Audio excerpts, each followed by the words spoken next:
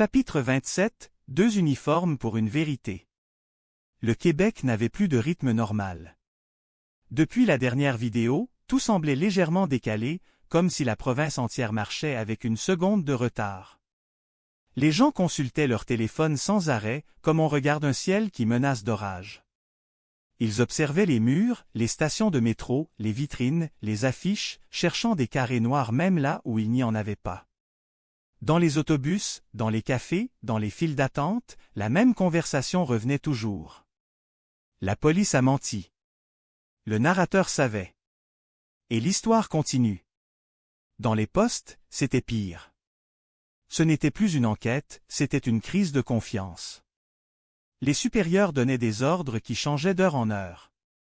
Les équipes se croisaient sans se saluer. Les regards devenaient durs, soupçonneux. Chaque rapport semblait douteux.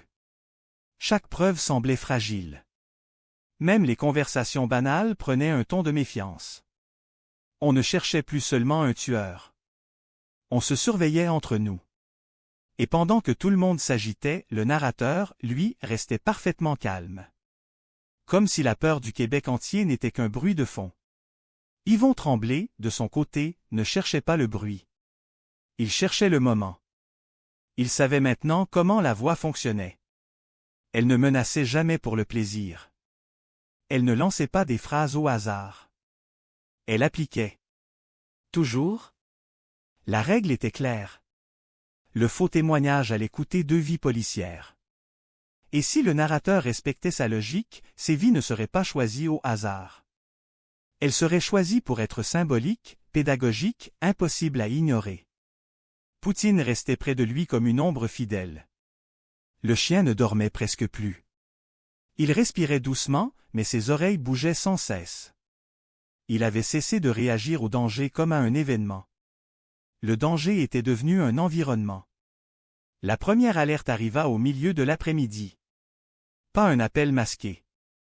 Un simple message texte du contact policier de Yvon, celui qui continuait à parler malgré la pression.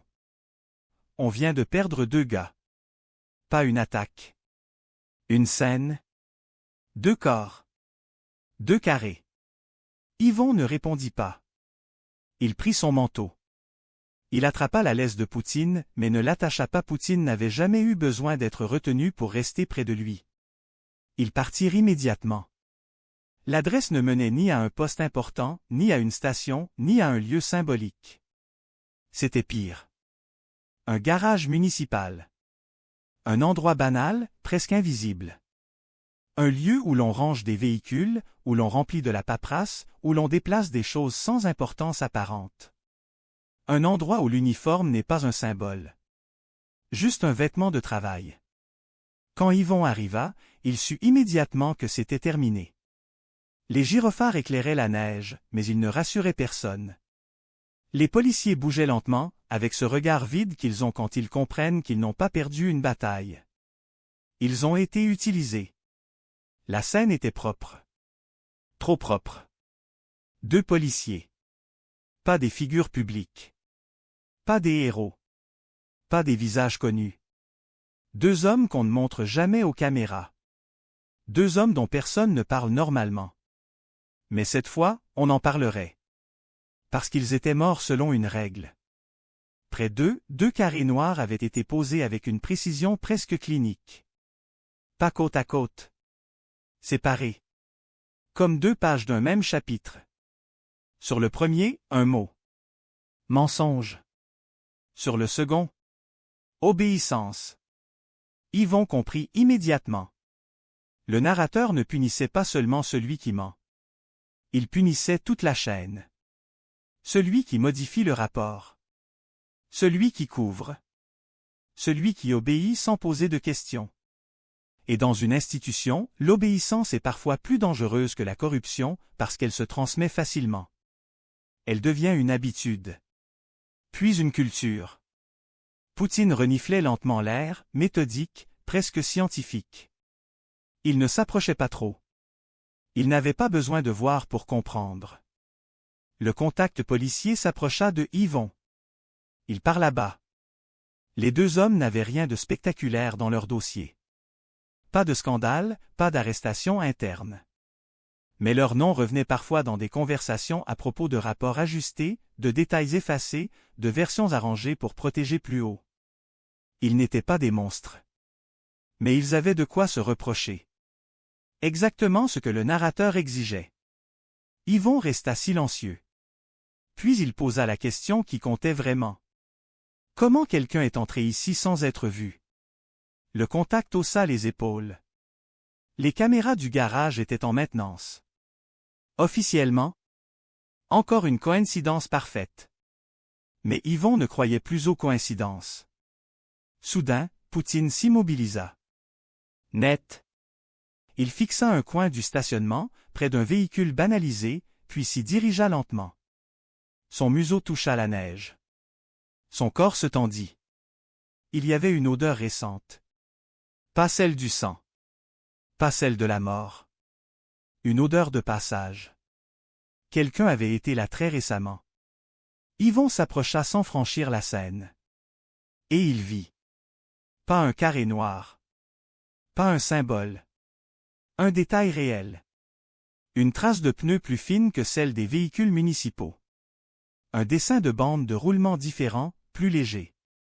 Quelqu'un était venu avec une voiture plus petite. Quelqu'un qui n'appartenait pas au garage.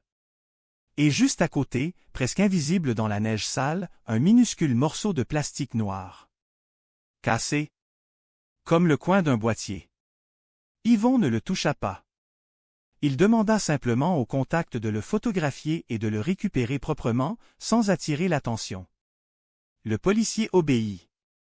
Yvon sentit quelque chose changer. Ce n'était pas une preuve spectaculaire. Pas un miracle. C'était mieux. Une preuve technique.